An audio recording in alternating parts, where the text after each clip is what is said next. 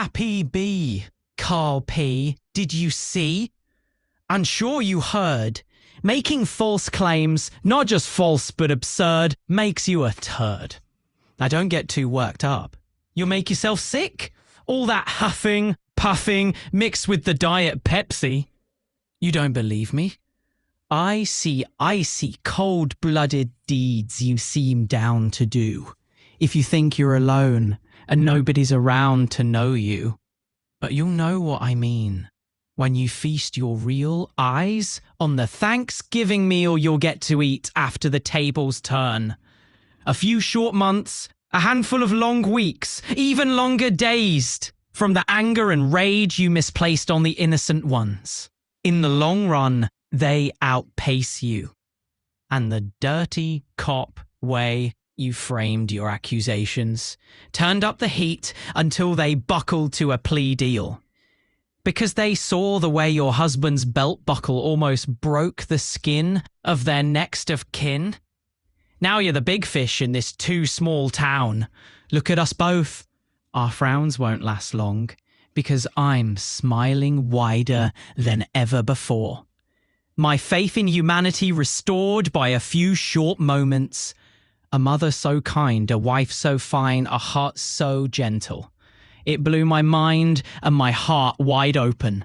So I don't mind telling you, your mother and mine aren't mothers at all.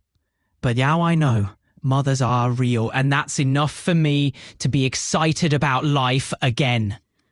There is good in this world, not just good, but so good that even one mother can even the unjust score. With the little seeds of sweet, kind proverbs she whispers to his heart, enough to jumpstart the cold, dead heart that this big boy overheard his beautiful wife say to his precious baby girl. The nurturing nature, gracefully flowing, effortlessly glowing, out of the magical beauty who never claims to know, but is always willing to help you find the answers you seek. So just remember everything I said to you, the messages I sent at you. That made you so mad you opened fire, took shots at me. Don't shoot the messenger. I am not a mess. I am the messenger. Sign here or don't. I just needed to make sure you heard me loud and clear. Marie Jenner, for all the joy you've been robbing from Williams, with your walk the line like Johnny Cash and run the race like Caitlin Marie Jenner. For all the joy you've been robbing from Williams, with your doubtfires you put out. I said good day, sir. Oh, happy Hatch Day. Is it called a birthday for the cold-blooded? Well, anyway, have a good life, Karl. Oops, I'm in a hurry. Could you add the punctuation to the sentence? Thanks, Karl. You're the manliest lady I've ever seen. Truly a marvel, villain. Wait, didn't you used to play the violin? Just amazing, all your ability. Honestly, I'm reminded right away of that Justin Timberlake hit song that he sang. What was it called again? Cry Me a River. 1 month after I stubbed my toe. Wait, no. You hit me and then you cry. I stand there, hurt and confused. Timber, tallest tree in the evergreen Foster Forest. Wait, no. Silly me, that's a ridiculous title. Commit a son for telling the truth? Commit a felony on the other one too? No. First son should have known better.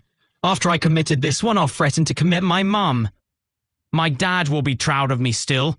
Especially when I tell him how my eldest daughter hit son number 2 with a bat. We barked a bit, but got that hack Dr. Miller and his superior fired for letting Jackson call his big brother and tell him about how he was defending his little brother from his messed up teacher who had the little boy's pants down and was hitting him in front of the rest of the kids at school.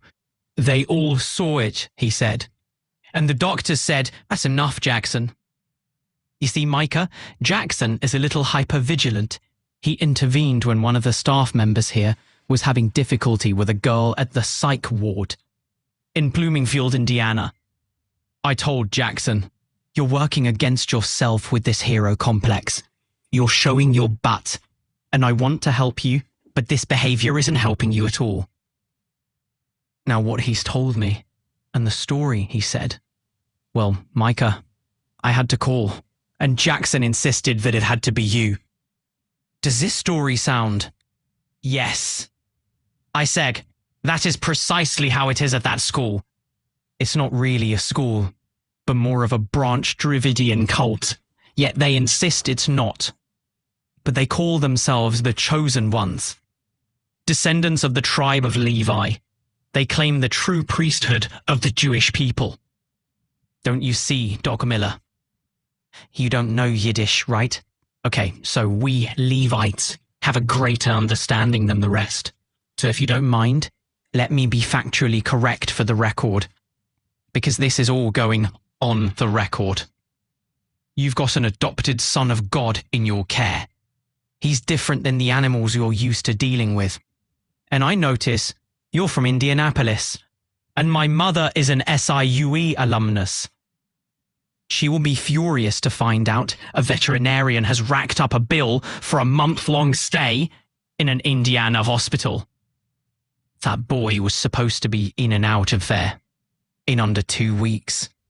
I'll have your job for this, and I'd like to speak to whoever is in charge, because while I was on hold, I was exposed to secular music. Secular music is forbidden by God Almighty, and you have violated my religious rights. Version. Okay, so it sounds like Jackson has been truthful in his claims about the religious foster monsters, as he calls them, but it also sounds like you're giving some credibility to his claim. Of course not, vet. I'm no horse. Of course I'm not Gentile enough to speak against Karl Pepsi and Clean On. Nor would I dare go against the Lord's anointed, Catherine and Jonathan Wayne, ministers of the children of Yahweh. Actually, did you know, had his father not been afflicted by the false prophet Jesus H. Christ, the one who led him astray, causing him to misname his son John Wayne instead of Paul Bunyan, as was destined, then they would be the high priests. Their bloodline was correct, but the blasphemy of his father, whom many say is addicted to drugs and other sins, derailed it. The law is the law, and I do believe. So if you just get me over to that manager, I can inform them of the disappointment I'm feeling from talking to you now. Had you not been raised a heathen, you'd already know all of this, and I wouldn't have missed watching my favourite Tyler Perry Medea movie on television. I'll have you know that my father-mother, Karl Pepsi's cousin, is a movie producer, Harvey Weinstein. I'm sure you've heard of him. And our cousin Jeffrey, he's very successful. He even has his own island.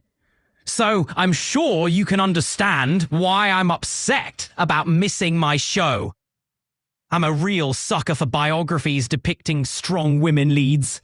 I suppose it's because my hero, my foster monster, my father-mother, Carl Hanks, has played a pivotal role in my life. In the whole family's lives, actually.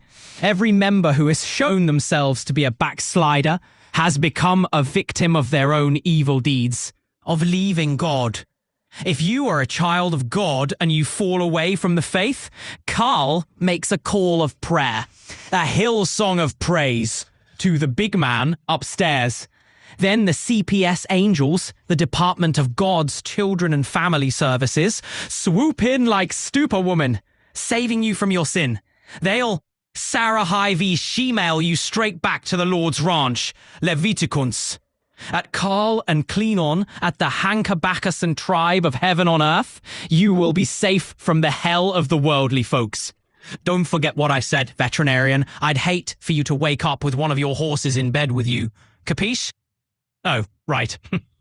You don't speak Yiddish. Top definition. Capiche?